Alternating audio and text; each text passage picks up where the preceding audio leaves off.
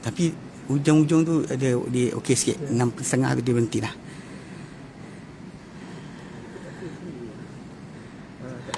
Dah cantik juga. Kita stable.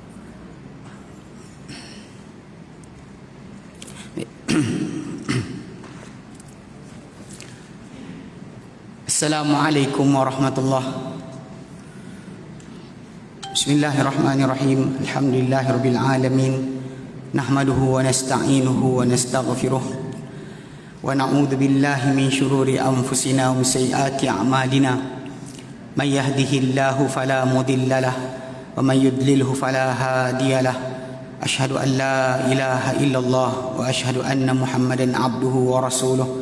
Allahumma salli ala Muhammad wa ala ali Muhammad kama sallaita ala Ibrahim wa ala ali Ibrahim wa barik ala Muhammad wa ala ali Muhammad kama barakta ala Ibrahim wa ala ali Ibrahim fil alamin innaka Hamidum Majid. Rabbi shrah li sadri wa yassir li amri wa hlul 'uqdatam min lisani yafqahu qawli. Amma ba'd. Alhamdulillah, kita bersyukur kepada Allah Subhanahu wa taala kerana dapat kita kumpul lagi. InsyaAllah malam ni kita menyambung kelas pengajian kita. Itu berkenaan dengan sahih dan tanda kiamat, yang mana kita bincangkan kali terakhir itu. Kita insyaAllah akan masuk muka 7. So, siapa ada nota tu, muka 7 muka 7 itu kita ambil itu, kita dah bincangkan. Nombor 1 kita ambil berkenaan dengan pengenalan tentang detik berkenaan itu as-saah, kiamat itu apa maksud dia. Kemudian kedua kita bincangkan berkenaan dengan pengenalan tentang ada segi bahasa dan juga istilah masalah kiamat itu apa. Dan kemudian hari ini kita akan masuk insya-Allah kepada berkenaan dengan pengenalan tentang asyrat atau tanda-tanda, itu kalimah bahasa Arab dia. Okey, asyratus saah dan juga imarat atau amarat, tanda atau alamat. Okey, baik, sebab Nabi SAW ketika kita bincangkan hari itu, bila ditanya oleh Jibril alaihissalam berkenaan dengan kiamat, baginda tak jawab tentang bilakah kiamat itu berlaku. Bahkan Nabi kata tidaklah baginda lebih mengetahui tentang kiamat berbanding Jibril yang bertanya. Nabi kata mal mas'ulu anha bi'alam nasail. Tidaklah orang ditanya lebih tahu daripada orang yang bertanya. Ditanya itu Nabi, yang bertanya itu Jibril. So kalau Jibril tak tahu, Nabi lagi tak tahu. Dan sebenarnya pemberitahuan Nabi SAW tentang perkara berkenaan di hadapan para sahabat untuk memberitahu pada kita satu petanda besar. Itu yang kita terangkan itu, bahawa tak ada siapa tahu tentang kiamat, hanya Allah Ta'ala saja yang tahu. Bahkan Nabi isytiharkan depan para sahabat perkara berkenaan untuk para sahabat letakkan satu garis panduan. Dan kita pula belajar daripada hadis tersebut bahawa tak ada siapa boleh mengetahui tentang tanda kiamat. Kalau Nabi Muhammad SAW, utusan Allah Ta'ala yang terakhir, pun boleh kata macam tu, tak tahu, maka tak ada siapa zaman kita sekarang ni boleh kata dia tahu. Ini garis panduan besar daripada hadis tersebut. Cuma sering zaman kita sekarang ni banyak orang mengaku dia tahu. Tengok mana-mana ajaran sesat dekat dunia ni, tak kira yang nisbah pada Islam, pada Buddha, pada Hindu, pada segala agama yang ada, semua mengaku ajaran sesat ni, semua mengaku dia tahu kiamat bila. Dia beritahu pada pengikut dia kiamat tarikh sekian, masa sekian.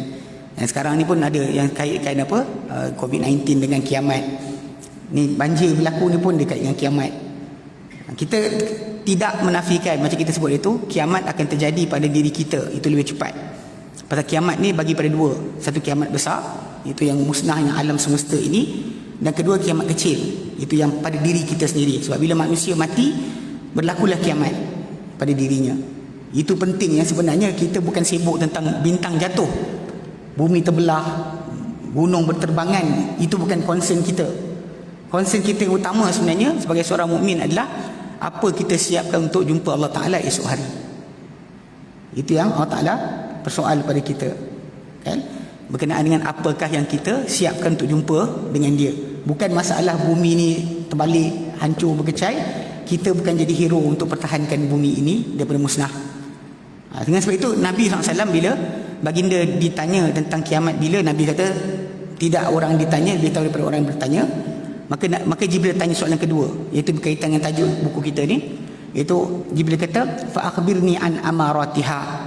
Kalau begitu beritahu aku tentang tanda-tandanya, petanda-petandanya, alamat-alamatnya. Amarah yang digunakan oleh Jibril dan kalimah tersebut bermaksud petanda. Bagi kiamat itu terjadi, apa tanda dia akan jadi, apa bukti dia akan jadi, itu maksud dia. Okey, so hari ini kita akan masuk pada tajuk ketiga, pusat 7 Ta'riful asyrat wa amarat. Pengenalan tentang asyrat, tanda-tanda ataupun pengenalan ataupun petunjuk-petunjuk. Kalimah syarat dalam bahasa Arab maksud dia alamat. Dan asyratus syai', bila kita sebut asyratus sa'ah, kan? Maksud dia adalah permulaan bagi perkara tersebut. Permulaan bagi perkara tersebut. Macam pokok nak berbuah, dia mesti ada bunga dulu. Kalau dia tak ada bunga, nak jadi putih, buah takkan ada. Dia mesti ada bunga dulu. Jadi apa benda permulaan satu perkara? Macam kita nak hujan kan, kita dengar bunyi guruh, nampak awan. Itu petanda awal sebelum berlaku satu perkara. So asyrat ini maksud dia adalah petanda awal bagi suatu perkara berlaku, dipanggil sebagai asyrat. Wa minhu syurtus sultan. Daripada kalimah itu juga diambil kalimah syurt. As-sultan iaitu golongan yang teman-teman ataupun kumpulan yang mendahului orang lain. Tentera, bila raja nak datang, sultan nak datang, dia akan ada orang-orang awal yang datang cek laluan, tengok tempat. Itu dipanggil sebagai, kita nampak bunyi macam kita sekarang kan, walaupun sebenarnya tak elok orang buat tajuk kan. Sebab kita pergi tempat banjir, bila VIP ke orang tepi kan, orang kecoh bising sekarang ni benda. Tapi itulah petanda dia, macam ambulans datang lintas kan, kita dengar bunyi nak datang seseorang. Jadi dahulu digunakan kalimah syurtus sultan, maksudnya orang permulaan sebelum datang sultan menziarah sebagainya. Dia akan datang cek dulu kawasan, tengok tempat dan sebagainya. Tapi yalah, macam kita sering keadaan-keadaan macam kadang kesusahan ni menimbulkan rupa sebenar manusia. Kadang-kadang manusia ni yang berlebih, sampaikan suruh ketepikan kereta, orang tengah banjir nak ketepi kereta, macam mana kan. Ala kulli hal, semoga Allah Ta'ala berikan hidayah pada pemimpin kita. Jadi mereka ni kumpulan yang kumpulan pengiring sultan yang mendahului mereka ke atas orang lain. Dia bertentera dia yang mula sekali datang, itu panggil syurt. Maksud dia yang mula datang. Sebab kita tahu bila seorang tu datang, dia punya kepala dia, pemuka-pemuka dia datang dulu. Itu dipanggil syurt. Shim rata. So jadi asyrat tu daripada kalimah perkenaan. Dan kalimah syarat daripada istilah adalah, daripada segi penggunaan adalah tanda-tanda atau alamat-alamat yang mendahului hari kiamat dan menunjukkan kepada semakin dekatnya kiamat itu sendiri. Okey, bila kita kan macam tu, maksud tanda awal, permulaan yang datang sebelum kiamat terjadi, itu dipanggil sebagai syarat. Okey. Kalimah lain digunakan adalah amarat. Macam Jibril alaihissalam dalam hadis yang diriwayatkan oleh Bukhari dan Muslim, dia kata kepada Nabi SAW, fa akhbirni an amaratiha. Maka beritahulah aku mengenai amaratiha. Apa amarat? Okay, amarat itulah adalah alamat-alamat yang menunjukkan kepada suatu perkara. Demikian juga ayat, kalimah ayat maksud dia bukti atau tanda. Kita banyak sering gunakan dalam bahasa Melayu kita gunakan kalimah ayat, maksud dia sentence.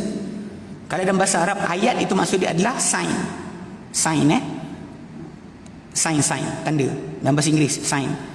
Sebab tu kalau kita lihat dalam surah Al-Baqarah, kan bila kita bincang berkenaan kisah Talut, atau siapa buka surah Al-Baqarah ayat 246 sampai akhir juzuk yang kedua tu, dia akan jumpa kisah Talut. Kan bila Talut dilantik menjadi raja, kan kaum tak setuju, kan Nabi yang diutuskan tu kata apa? Inna ayata mulkihi. Inna ayata mulkihi, ayat kekuasaan Talut. Maksud dia tanda autoriti, tanda dia dilantik oleh Tuhan. Ayat takumut tabut, bahawa dia datang bawa kamu peti. So jadi Talut, tanda dia ni utusan Tuhan, dia lantikkan Tuhan untuk jadi raja kepada Bani Israel. Dia bukan rasul, dia seorang raja. Inna ayata mulkihi, ayat tu bunyi dengan inna ayata mulkihi. Dan surah Al-Baqarah ayat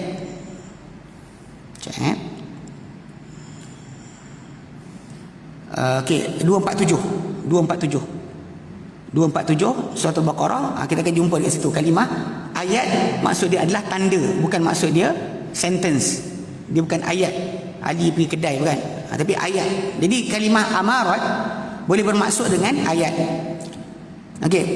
Dia adalah seperti tanda-tanda, okay, yang diangkat pada kawasan-kawasan pesisiran pantai untuk memberi panduan kepada kapal.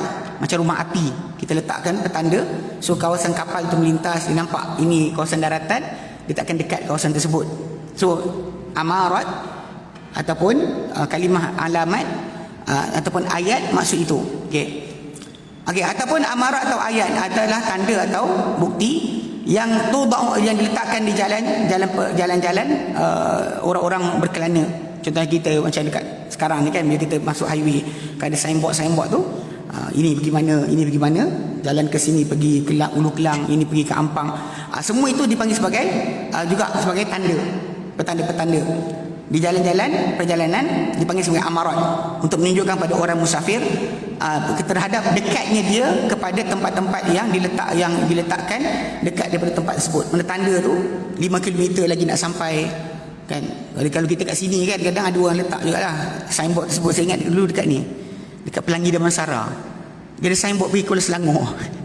Padahal mana ada jalan pergi Kuala Selangor kat situ. Dia tulis berapa kilometer kan, rupanya kena keluar ikut jalan Sungai Buloh. Tapi orang tak tahu, dia tengok macam bukan dekat sini, jauh lagi kan. Tapi tunjukkan kalau dekat, kita boleh kawasan kat mana itu dengan sebagai amarat atau tanda. Okey. So jadi bila kita sebut tentang amaratis sa'ah ataupun asyratis sa'ah, dia adalah tanda atau bukti tentang kedatangan kiamat ataupun hadirnya ataupun dekatnya kiamat. Makin dekat atau memang bukti benar kiamat itu ada. Bukti kiamat itu ada, memang akan terjadi, itulah sebagai tanda-tanda tersebut. Dia macam kita duduk tepi jalan kan, kalau kita tempat tu bukan kita biasa, lepas tu kita nak naik bas. So tuan kawan orang kawasan tersebut kata kalau nanti bas nak datang, mula awak tengah bunyi kan bas tu datang, kemudian awak akan nampak lampu. Bila tiap kali kita nampak tanda ini beritahu tadi, dia menunjukkan pada kita benarnya orang yang bertutur tadi. Ini macam kita sebutkan, itu antara kepentingan kita belajar tanda-tanda kiamat ni. Ia adalah untuk menguatkan dalam jiwa kita tentang Muhammad Rasulullah sallallahu alaihi wasallam. Maksudnya kita tahu Nabi Muhammad cerita pada kita tentang kiamat, dan tiap kali kita lihat bukti tersebut datang, dan makin kita hampir dengan kiamat, makin nampak tanda bukti tersebut, semakin benar kepada kita Muhammad Rasulullah. Itu sebenarnya paling kuat untuk menunjukkan kepada kita tentang pentingnya belajar ilmu tentang tanda-tanda kiamat. Jika tidak, kalau tak tahu pun tak apa, sebab dunia ni kiamat bukannya perlu kita jaga. Sebenarnya kita perlu jaga kiamat, sebab kiamat tu hak Allah Ta'ala. Yang kita patut bimbangkan kita bila kita akan mati. Yang kiamat mula-mula sekali berlaku pada kita, itu yang patut kita bimbangkan. Apa kita telah kemukakan kepada untuk jumpa dengan Allah Subhanahu Wa Ta'ala. Tapi kalau kita nak menambahkan keyakinan tentang Muhammad Rasulullah, mempelajari tanda kiamat ni ada antara benda paling besar. Bahkan untuk menguatkan kita makin patuh, makin taat kepada perintah baginda sallallahu alaihi wasallam. Jika tidak macam saya sebut tadi kan, tak tahu pun tak apa. Tak tahu pun tidak mengapa, sebab kita yang patut bimbang apa kita hadapi lepas kematian. Masalah bumi ni roboh ke tak roboh tak ada kaitan dengan masalah kita. Yang penting itu adalah masalah apa kita nak hadap Allah Ta'ala nanti hari kiamat. Bila berlaku pengadilan di hadapan Allah SWT, apa kita akan jawab? Itu yang patut kita bimbang. Tentang masalah bumi akan tenggelam ke, Kaabah roboh ke, tak boleh guna tunaikan haji ke, masjid akan kosong ke, itu bukan concern kita. Itu bukan concern kita. Concern kita adalah bila kita mati nanti apa kita bawa dengan kematian kita. Itu paling penting. Tapi macam saya katakan, kalau anda kata orang tu belajar tanda kiamat untuk tambahkan keimanan dia tentang Muhammad Rasulullah, itu paling kuat, itu paling utama sebenarnya. Supaya kita nampak, lihat bahawa ini adalah utusan Allah Subhanahu Wa Taala, maka tak adalah kita akan sibuk dengan perkara-perkara lain, bahkan kita akan tumpukan kepada mengetahui baginda SAW punya bukti-bukti, supaya kita boleh lebih kuat mematuhi baginda SAW. Okey. Dia kata keempat. Okey, aqsam asyratis saah, bahagian atau pecahan-pecahan tanda-tanda kiamat. Okay, bila kita kata tanda-tanda kiamat ni ia bukti kiamat itu benar dan kemudian ia makin dekat. So apa bahagian-bahagian dia? So sekarang ni kita kena perhatikan balik. Sebab tanda-tanda kiamat ni kalau ikut pada zaman Nabi SAW mula khabarkan 14 tahun yang lalu sampai sekarang, sebenarnya tanda-tanda tersebut dah banyak yang keluar. Bahkan setiap generasi dapat lihat sebahagian dari tanda tersebut. Mana siapa-siapa yang hidup zaman para tabi'in tahun 600 hijrah ke tahun lepas tu semua dapat lihat portion tertentu daripada tanda-tanda kiamat tadi. Sebenarnya nanti kita akan pergi pada satu persatu tanda-tanda tersebut, nanti kita akan lihat. Tapi nak fahamkan sekarang semua orang dapat bahagian tersendiri. So jadi sekarang ni kita nak faham tanda kiamat ni berapa pecahan. Kita telah berlalu dia kata pengetahuan kita bahawa kiamat ini perkara gaib. Dan sejumlah daripada perkara gaib yang Allah Ta'ala simpan dengan ilmunya bersendiriannya, tak dikongsi dengan siapa. Bahkan dia tak jengukkan kepada kiamat ni kepada siapa-siapa di kalangan makhluknya. Tidak malaikat yang dekat, muqarrabin, tidak juga seorang Nabi yang diutuskan. Sebab tu Nabi SAW jawab soalan bila Jibril tanya, dia kata kalau engkau tak tahu, aku lagi tak tahu. Ini asas kena pegang. Nabi sendiri pun tidak tahu kiamat bila. Kalau Allah Ta'ala buka, baru Nabi tahu. Cuma Allah Ta'ala buka pada Nabi SAW, macam kita terangkan itu, dia adalah tanda-tanda. Tanda-tanda sekarang ni, bukti-bukti kiamat itu akan terjadi. Namun begitu, dia telah memberitahu kita dengan tanda-tanda dan juga petunjuk-petunjuk yang menunjukkan kepada dekatnya terjadi kiamat. Dan itu dijelaskan dalam Al-Quranul Karim, dalam hadis Nabi yang mulia. Sehingga dia dapat dirasakan oleh setiap jiwa, lalu menjadi gerun dan juga menjadi takut ketika orang tersebut bila dah dengar berita Al-Quran, dengar daripada hadis, lepas tu dia dapat tengok atau dapat dengar mengenai peristiwa-peristiwa besar tadi daripada tanda kiamat, maka itulah yang dia diajarkan, disampaikan supaya sampai setiap jiwa tadi boleh mengetahui. Macam zaman Nabi dahulu kan, bila Allah Ta'ala dan surah Al-Qamar, ini antara yang kita nantikan sebut balik. Surah Al-Qamar bila Allah Ta'ala nyatakan iqtarabatis sa'atu wa insyaqqal qamar, telah dekat kiamat dan telah terbelah bulan. Pada zaman Nabi SAW dahulu benda itu telah dilihat oleh orang-orang zaman berkenaan depan mata mereka. Kita sekarang ni dengar khabar sahaja. Cuma tajuk dia mungkin ada orang persoalkan, macam ni kita nak percaya macam mana para sahabat nampak. Ini cerita dia simple para ulama bahaskan. Dia kata kalau kita nak faham benda ni tentang tajuk Quran cerita, kemudian macam kita nak percaya cerita Quran tadi macam mana para sahabat tengok. Dia antara wujah yang paling simple adalah kalau anda kata benda tak jadi, maksud dia apa yang Quran khabarkan tak berlaku, pasti musyrikin Mekah gunakan ini untuk kata Quran telah bohong. Kan orang lawan Nabi SAW, diorang tak percaya dengan Nabi. Dan tiap kali Nabi baca pada mereka Al-Quran, kalau khabar itu tak berlaku, pasti mereka gunakan ini untuk jauhkan orang daripada Islam. Mereka kata tengok Quran kata macam ni, tak jadi pun, tidak berlaku pun perkara berkenaan. Tapi yang kita faham, yang jadi adalah bila mereka nampak lihat pembelahan bulan tersebut, bukan setakat orang di Mekah, hatta orang yang datang daripada arah yang lain, yang musafir pun nampak lihat benda yang sama. Diorang kata apa? Diorang kata Muhammad telah sihir kita.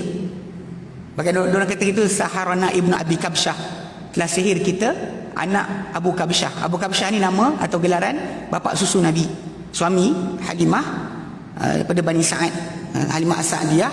Dia punya suami nama dia Abu Kabsyah. So diorang gelar Nabi Muhammad dengan Ibnu Abi Kabsyah. So bila nampak bulan terbelah, diorang kata apa? Saharana Ibnu Abi Kabsyah. Bila orang luar daripada Mekah dapat lihat, dia kata laqad ja'a bi sihrin azim, dia telah datang dengan sihir yang sangat besar. Bukan setakat kita dekat sini, orang dekat luar negara pun dapat lihat. Ini pasal benda ni kisah benar. Macam apa pembelahan bulan tersebut, Ibnu Hajar Asqalani nukilkan tentang seorang raja daripada India yang nama dia Chakravarti Farmas, yang dia ni lihat pembelahan bulan tu di India. Dia datang ke Mekah, masuk Islam, dan perjalanan balik dia mati. Raja tersebut ditulis oleh Ibn Hajar Asqalani sebagai salah seorang sahabat yang daripada luar negara datang masuk Islam, kemudian mati dan perjalanan balik. Jadi ini raja tersebut datang untuk masuk Islam kerana melihat pembelahan bulan tersebut dan bila dia tahu tentang kisah berkenaan, dan dia datang jumpa Nabi Muhammad SAW. Dan benda ni rekod sampai sekarang ada dalam Museum of London. Rekod tentang kisah sejarah ni masih ada sampai sekarang dekat Museum London.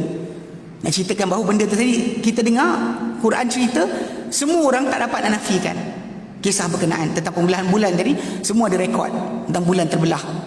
Cuba semua dengan cerita masing-masing. Diorang nampak daripada arah berlainan tempat masing-masing. So kisah tersebut kita dengar walaupun kita tak hadir ketika hari berkenaan, tapi kita dapat mendengar berita tersebut dan dapat pembuktian tentang kebenaran berita berkenaan.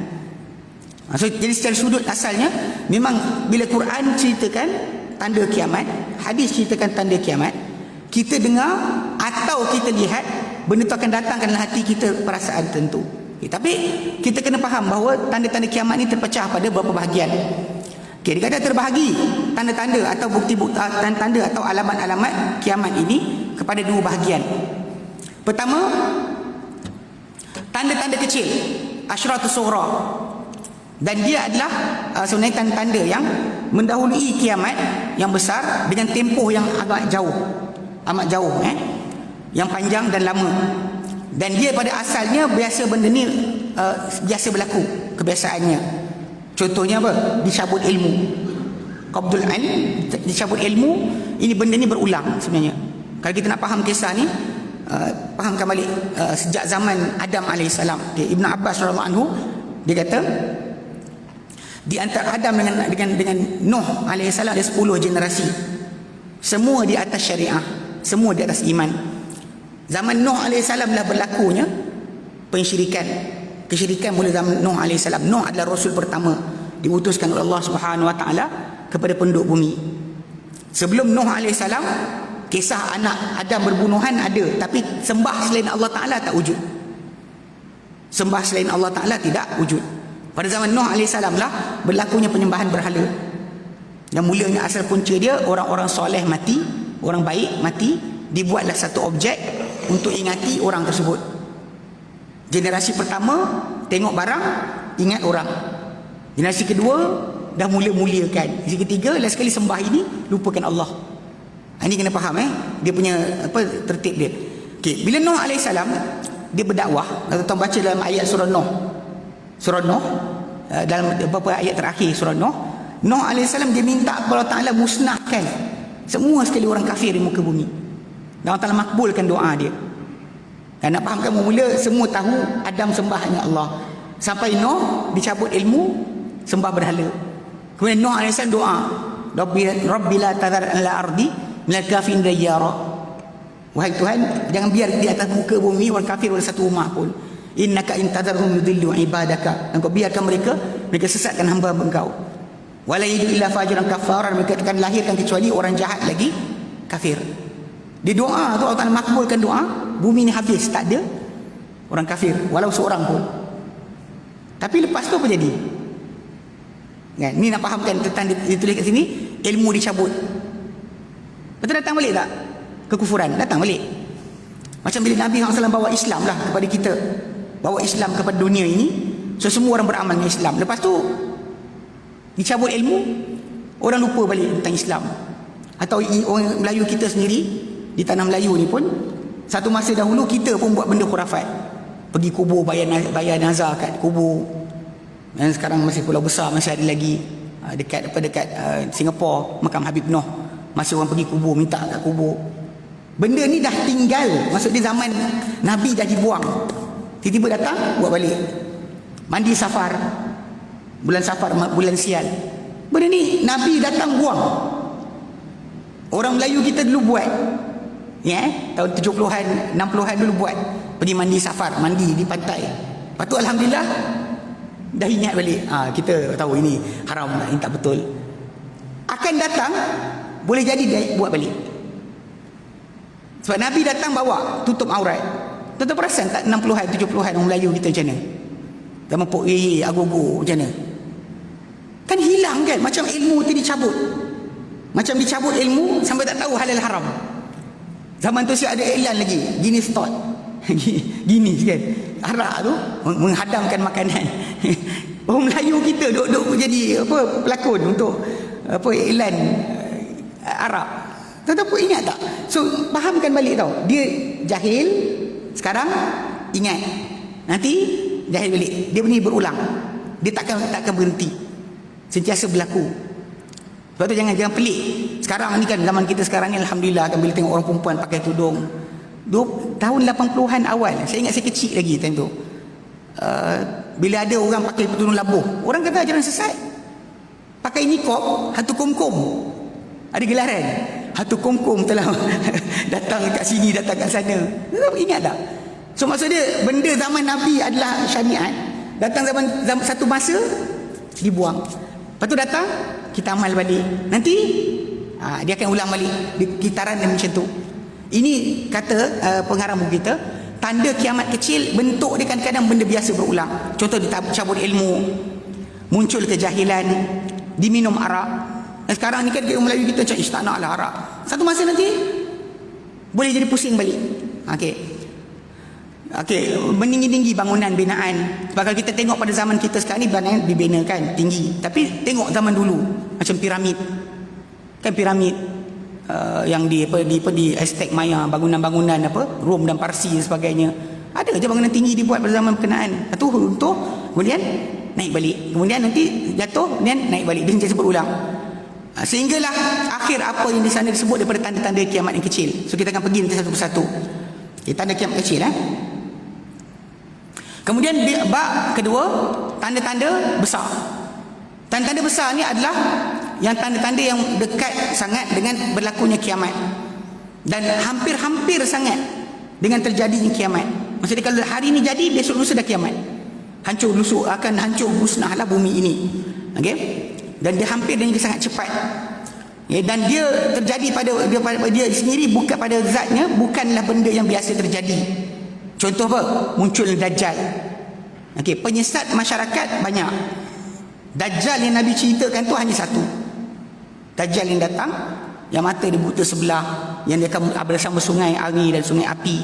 Ada syurga dan ada neraka di tangan dia. Dia boleh perintahkan hujan turun, dia berhentikan hujan turun, tumbuhkan tumbuhan. Yang ini hanya satu. Takkan muncul dua tiga. Tapi yang menjadi Dajjal kecil banyak. Macam kita ada Ayapin kat Malaysia, kat Indonesia banyak lagi yang mengaku nabi, yang jadi mengaku malaikat pun ada. Dekat Indonesia ada syurga Bali, yang mana pengasas ajaran tersebut dia mengaku dia ni jelmaan Jibril. Bini 20 orang. Itu saya ingat waktu kita bawa dulu daripada Indonesia, daripada bahagian akidah MUI, Majlis Ulama Indonesia, K. Amin Jamaluddin. Ketika tu dia kata apa? Dia kata polis yang paling hebat polis Indonesia, dia kata. Kerana kami dah tangkap 2 nabi 1 malaikat. Waktu tu kita tak tangkap Tuhan Harun lagi. Kita tak tangkap Tuhan Harun lagi. Tapi time tu dia kata dia hebat lah. Tahun 2010 gitu. Dia datang Malaysia 2010-2011. Datang Malaysia dia sebut lah, memang mengaku malaikat. Orang ni mengaku malaikat, pengikut percaya. Padahal pergi jamban, sakit perut, semua ada. Tapi orang boleh percaya dia malaikat. Macam Harun Mas'ad lah, yang mengaku jadi jadi Tuhan Harun, yang pengikut dia ramai kan. Dia pun sama. In the end, lepas kena tangkap dengan polis, siap stroke lagi, kepala terlentuk atas kursi, pun orang percaya dia hebat lagi. Anak murid datang-datang masih cium tangan dekat mahkamah. Tok guru dah terlentuk kepala dah. Macam dulu Arkam Asy'ari Muhammad kan, lepas daripada kena tangkap ISA, dia keluar tu dia lumpuh. Kalau tuan-tuan dapat cari balik video lama, dia tak boleh cakap atas kursi roda. Sebelum dia mati atas kursi roda. Kalau tak sebelum tu pengikut dia percaya, petik jari je kun fayakun, Abu Ya cakap. Orang nak mati pun Abu Ya boleh minta tangguh, orang sakit Abu Ya minta sembuh. Macam tu je. Tapi bila Allah Ta'ala tarik dia pun, keupayaan dia bercakap, duduk atas kursi roda pun masih pengikut dia percaya dia hebat. Ni pelik kan Asy'ari Yapin. Kalau tuan-tuan tengok ada satu rencana daripada Mak Saleh, The Sky Kingdom tajuk dia, buka dari YouTube. Pengikut dia Ayapin dah lumpuh. Ayapin sebelum dia mati dia lumpuh. Pun pengikut dia percaya dia Tuhan lagi. Ni nak kena faham kan lah. Sudut dia, Dajjal yang Nabi sebut yang besar tu satu je. Tapi Dajjal kecil ni banyak. Yang sebelum datang Dajjal besar, ini banyak sifah. Ini macam-macam kumpulan ada. Sampai sekarang masih lagi ada sebenarnya. Okey. Belum lagi yang makrifat hakikat lagi. Ini baru kumpulan ni je. Jadi Dajjal ni, ini benda yang Dajjal yang Nabi sebut, dia sekali jadi, tak jadi 2-3 kali. Kemudian turunnya Isa AS pun sekali je. Dia takkan jadi 3-4 kali. Okay? Tapi banyak juga dekat India pun, Bangladesh, ada orang mengaku saya Isa. I'm Jesus. Buka YouTube. Bersepah-sepah orang macam ni, mengaku dia Isa. Dia mengaku dia Al-Masih. Baru ni ada seorang kot. Seri Merung Maha Wangsa.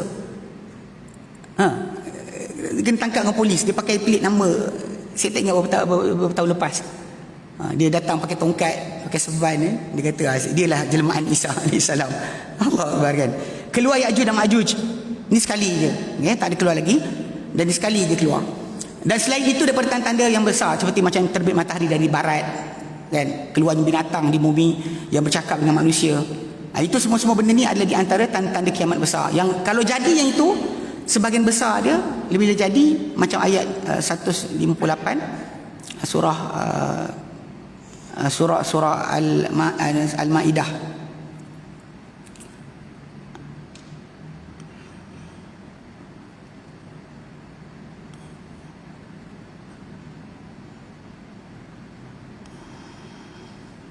Ya,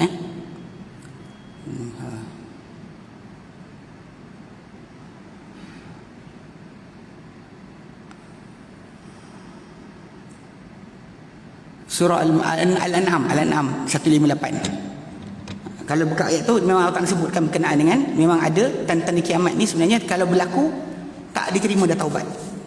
Okey. So jadi kita faham. Jadi bila kita bincang tajuk apa tanda-tanda kiamat ni, memang sebenarnya dia ada besar, ada kecil. Okey. Tapi dikatakan sini, dan para ulama membahagikan tanda-tanda kiamat ni daripada segi kemunculannya kepada 3 bahagian. Pertama, bentuk yang telah terjadi dan tamat.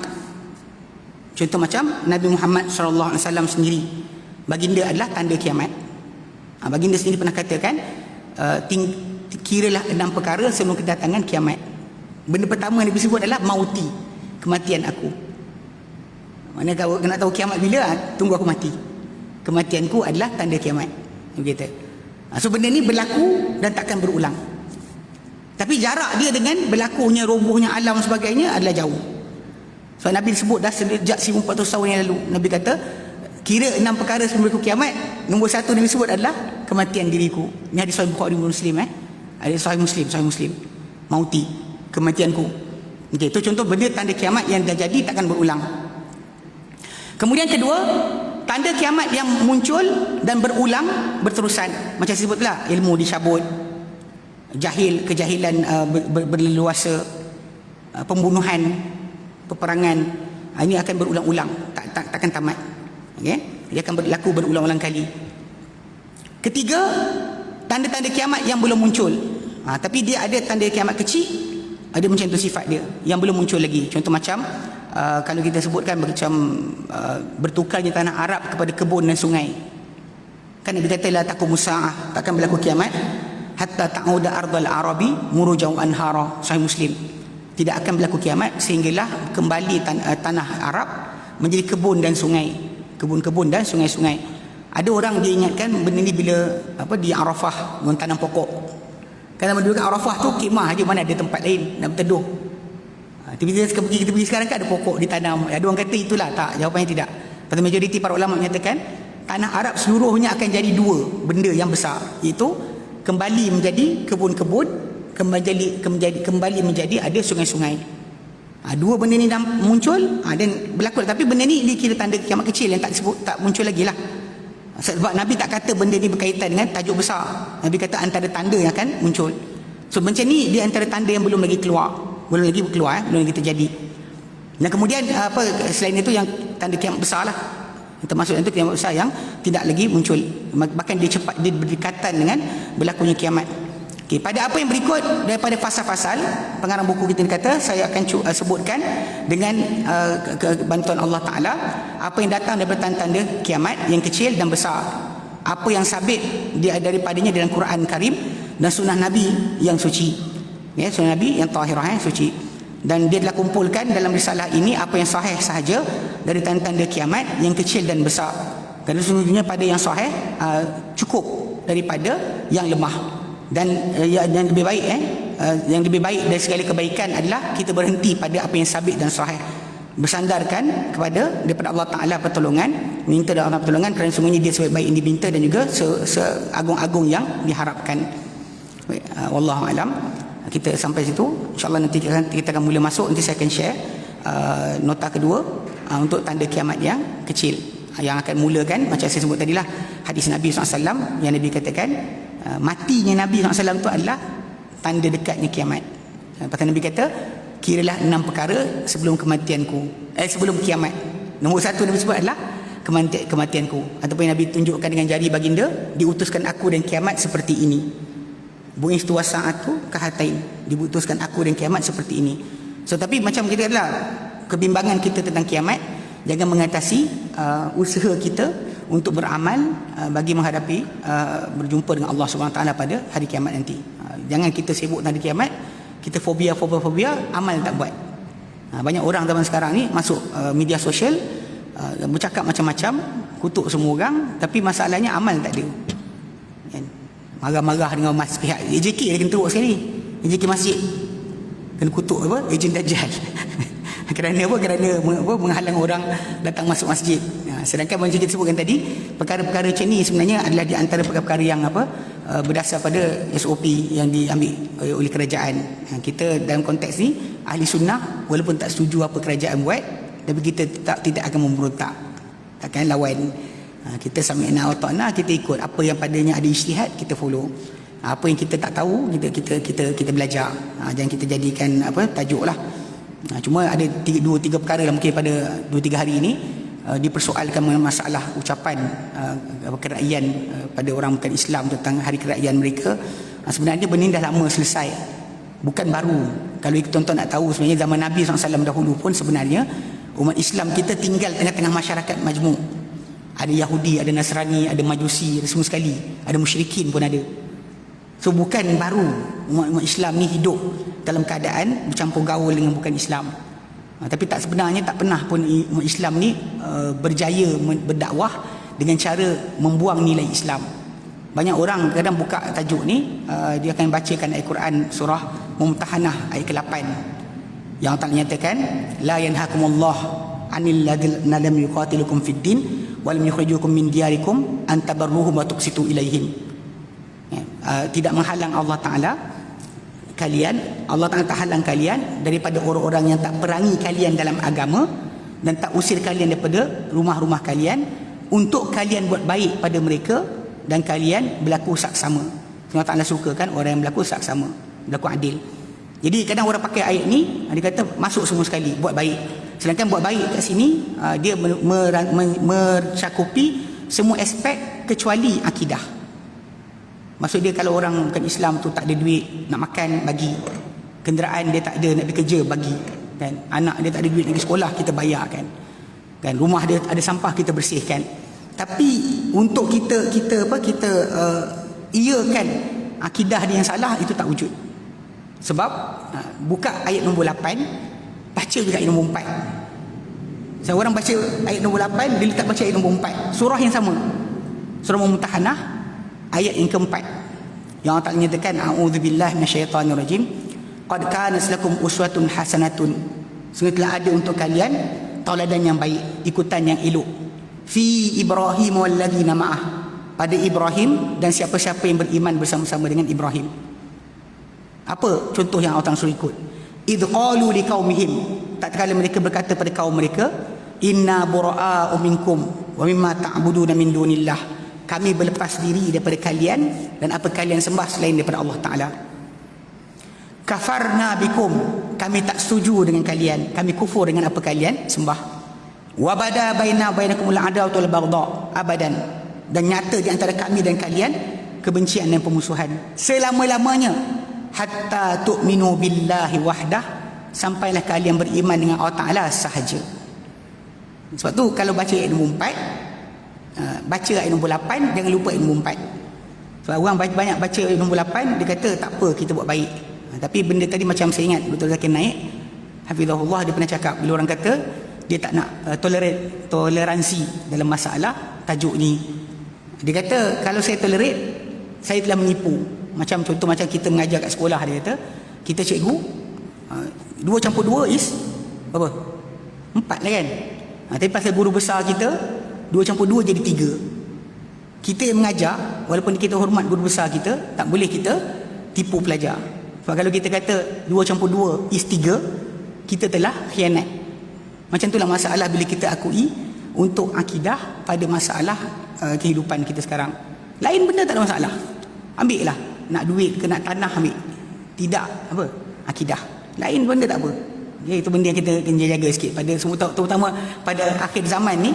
Saya tengok ada satu video, dia tunjukkan apa perkembangan apa fatwa tentang perkara ni, daripada haram tiba-tiba jadi harus, tiba jadi sunat, dan sekali siapa tak ucap masuk neraka. Siapa tak ucap masuk neraka. Ni masalah dia lah. Ada seorang apa pensyarah daripada Mesir, dia tunjukkan, dia kata Quran kata wahudu ila tayyibul qaul, menujulah kamu semua kepada yang baik daripada kata-kata. So kalian tak cakap kata-kata baik, kalian masuk neraka. Maksud dia tak ucap ucapan yang meraihkan hari keraian orang kafir, anda masuk neraka, dia. Asal semua para ulama ijma' tak boleh. Tapi tiba-tiba jadi bertukar. Ini kena ingat, fake muamalah kehidupan kita dengan bukan Islam bukan baru muncul. Sebab ni sejak zaman Nabi dah ada. Nabi SAW tinggal dengan bukan Islam, bukan baru. Macam faham bukan zaman sekarang baru kita ada majmuk. Zaman Nabi itu dah majmuk dah sebenarnya. Tapi Nabi tak pernah pun terikut untuk perkara demikian. Buat baik lain tak apa, macam rumah dia kena banjir kan, pergi basuh. Dia tak ada makanan, pergi hantar. Dia tak ada transport, pergi hantar ke hospital sebagainya, gunakan. Islam kata Islam tak kisah bab tu. Tapi bab berkenaan dengan akidah tidak kita iakan walau sedikit pun. Balik pada ayat Mumtahanah ayat keempat tu, itu di antara pesanan yang Allah Ta'ala pesan pada kita dalam Al-Quran Karim. Baik, wallahu alam, kita berhenti sini. InsyaAllah sambung kemudian. Wassallallahu ala Muhammadin wasallam, alhamdulillah rabbil alamin. Assalamualaikum warahmatullahi wabarakatuh.